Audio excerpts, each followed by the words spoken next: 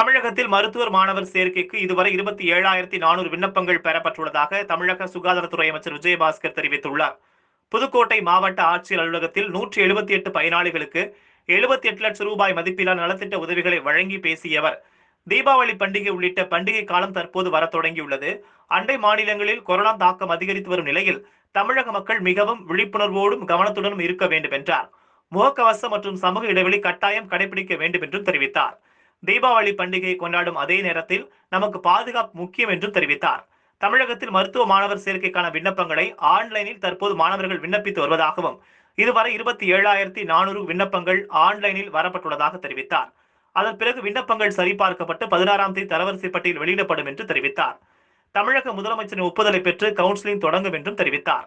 மேலும் கடந்த ஆண்டு இருந்ததை விட தற்போது இந்த ஆண்டு மாணவர்களுக்கு பல சலுகைகள் வழங்கப்பட்டுள்ளதாகவும் தெரிவித்தார்.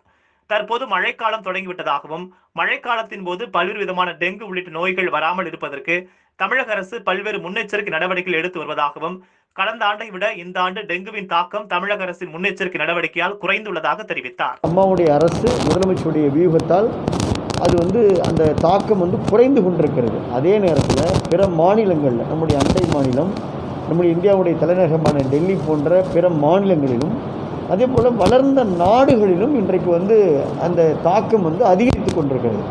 ஆக இந்த சூழலில் குறிப்பாக எதிர்வரக்கூடிய இந்த தீபாவளி போன்ற பண்டிகையில் நம்ம மிகவும் எச்சரிக்கையாகவும் கண்ணும் கருத்துமாகவும் கவனமாகவும் மாஸ்க் அணிதல், ஹேண்ட் வாஷ் செய்தல், இந்த சோசியல் டிஸ்டன்சிங், சமூக இடைவெளி என்ற இந்த பழக்க வழக்கத்தை நம்ம கண்டிப்பாக பின்பற்ற வேண்டும் என்பதை அன்போடு தெரிவித்துக் கொள்கின்றேன். குறிப்பாக இன்றைக்கு கூட எனக்கு கொஞ்சம் நம்ம புதுக்கோட்டையெல்லாம் இப்படி பார்த்து கொண்டு வருகின்ற பொழுது கொஞ்சம் வருத்தமாக இருக்கிறது.